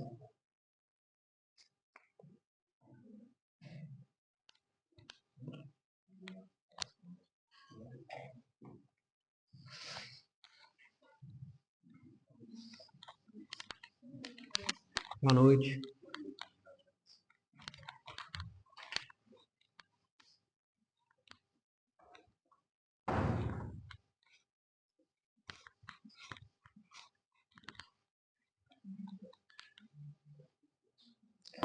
Para finalizar, então,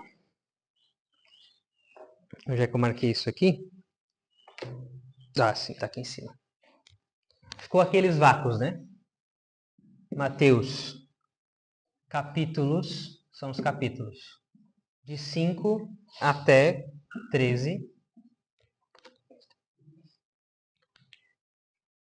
É dividido em 3 partes.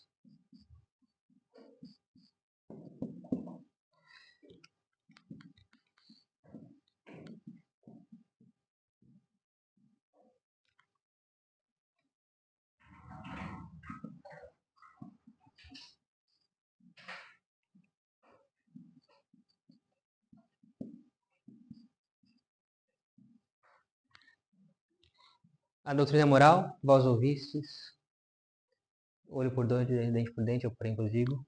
Milagres, a cura do paralítico, do cego de nascença, na piscina, ok?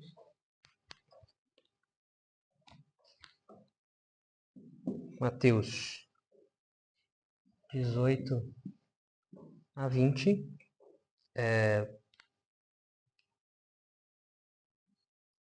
Só tem um tema, basicamente.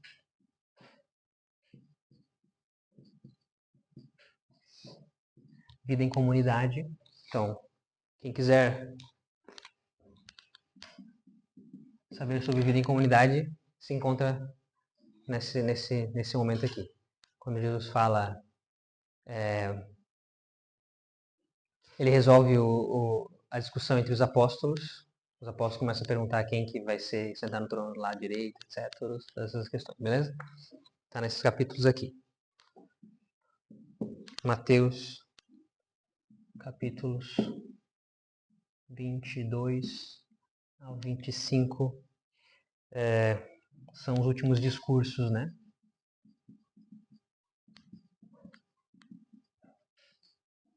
Quando Jesus começa a falar sobre o fim dos tempos, sobre a vinda que está próxima, etc. Então, ele fala sobre os novíssimos, né? Então, a morte, o fim dos tempos, o julgamento, né? Deus virá como um ladrão, não sabe nem o dia, nem a hora, tal, não sei o que, beleza? Ficai atentos. Ai dele se encontrar o servo descansando enquanto ele está fora e chega de madrugada. Todas essas coisas.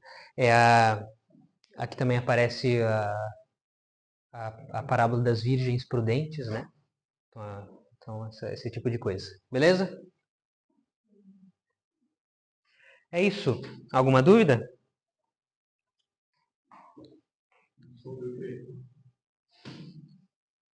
Alguma pergunta? Alguma coisa que não ficou muito clara?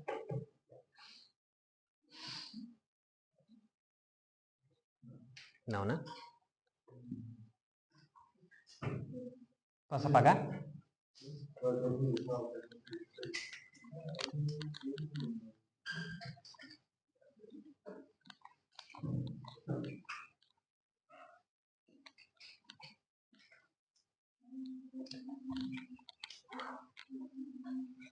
Muito bem.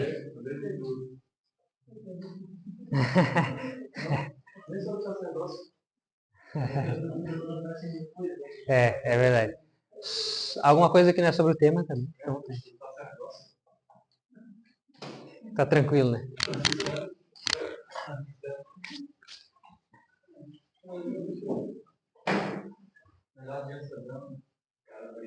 Vamos rezar? Ave Maria, cheia de graça, o Senhor é convosco. Bendita sois vós entre as mulheres, e bendito é o fruto do vosso ventre, Jesus. Santa Maria, Mãe de Deus, rogai por nós, pecadores, agora e na hora de nossa morte. Amém. Em nome do Pai, do Filho e do Espírito Santo. Boa noite.